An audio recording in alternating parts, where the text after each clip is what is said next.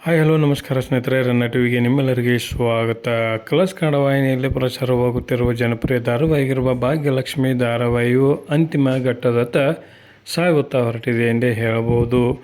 ಭಾಗ್ಯಳು ಯಾರನ್ನ ಮದುವೆ ಆಗುತ್ತಾಳೆ ಎಂಬುದೇ ಇದೀಗ ಪ್ರೇಕ್ಷಕರಲ್ಲಿ ಕಾಡುತ್ತಿರುವ ಯಕ್ಷ ಪ್ರಶ್ನೆಯಾಗಿದೆ.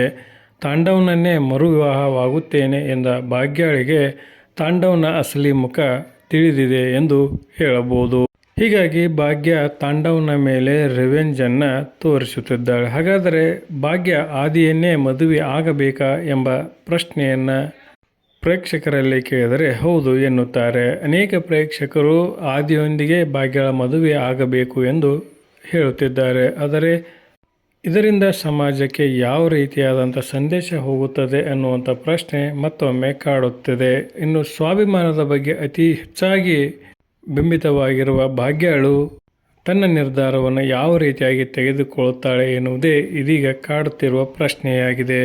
ಇನ್ನು ಭಾಗ್ಯಲಕ್ಷ್ಮಿ ಧಾರಾವಾಹಿಯು ಅಂತಿಮ ಘಟ್ಟದಲ್ಲಿ ಬಂದರೂ ಸಹಿತ TRPಯಲ್ಲಿ ಏರಿಕೆಯನ್ನು ಕಾಣುತ್ತಲೇ ಹೊರಟಿದೆ. ಪ್ರೇಕ್ಷಕರ ಸಂಖ್ಯೆ ಏರುತ್ತಲೇ ಹೊರಟಿದೆ. ಹೀಗಾಗಿ ಸ್ವಲ್ಪ ದಿನಗಳ ಕಾಲ ಈ ಧಾರಾವಾಹಿಯು ಮುಂದುವರಿಯಲಿದೆ ಎಂದೇ ಹೇಳಬಹುದು. ನಿಮ್ಮ ಪ್ರಕಾರ ಭಾಗ್ಯ ಯಾವ ನಿರ್ಧಾರವನ್ನು ತೆಗೆದುಕೊಂಡರೆ ಸರಿಯಾಗುತ್ತದೆ ಎಂಬುದನ್ನು ಕಮೆಂಟ್ ಬಾಕ್ಸಲ್ಲಿ ತಿಳಿಸಿ. ಧನ್ಯವಾದಗಳು. ನಮಸ್ಕಾರ.